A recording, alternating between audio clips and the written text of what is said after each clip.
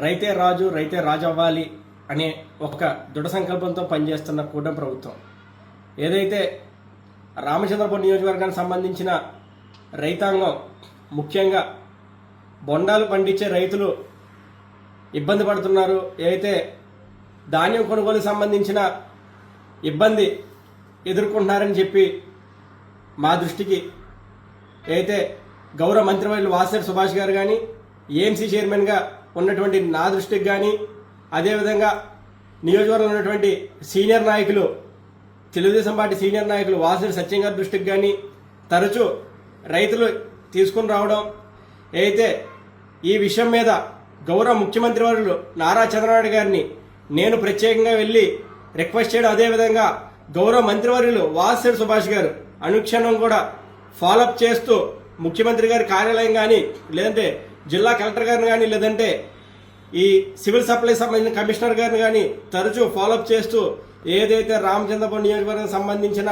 రైతాంగం కోరిక మేరకు రామచంద్రపురానికి సంబంధించిన కోనసీమ జిల్లాలో ఉన్నటువంటి 16 మిల్లులు, దాంతోపాటు మెండపేట నియోజకవర్గంలో ఇంకొక 11 మిల్లులు, మొత్తంగా చూసినట్లయితే సుమారు 11 ప్లస్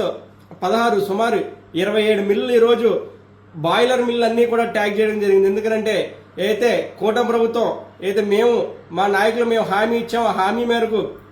రైతులు పడుతున్న ఇబ్బందిని చూసి మీరు తక్షణమే స్పందించిన ప్రభుత్వం కూటమి ప్రభుత్వం అని చెప్పి ఒక్కసారి నియోజకవర్గంలో ఉన్నటువంటి రైతులందరూ కూడా గమనించాలి.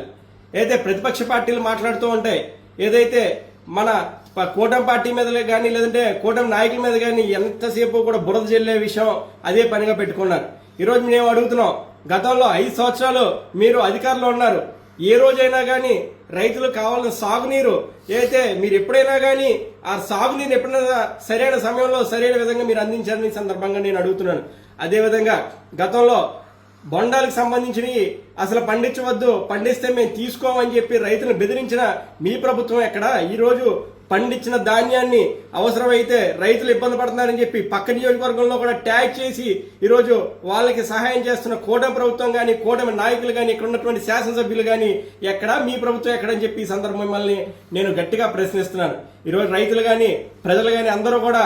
కూటమి ప్రభుత్వం చేస్తున్న సంక్షేమాభివృద్ధి కార్యక్రమాలు గమనిస్తున్నాయి. అదేవిధంగా గత 5 ఏళ్లు వైఎస్ఆర్సీపీ పార్టీ కానీ ఆ నాయకులు కానీ చేసిన దౌర్జన్యాలు, అక్రమాలు, వారు చేసిన దుర్మార్గాలు కూడా ఎప్పటికీ మర్చిపోరు. కాబట్టి మీరు ప్రజలను కానీ రైతులను కానీ మోసం చేసే ప్రయత్నాలు మానుకుని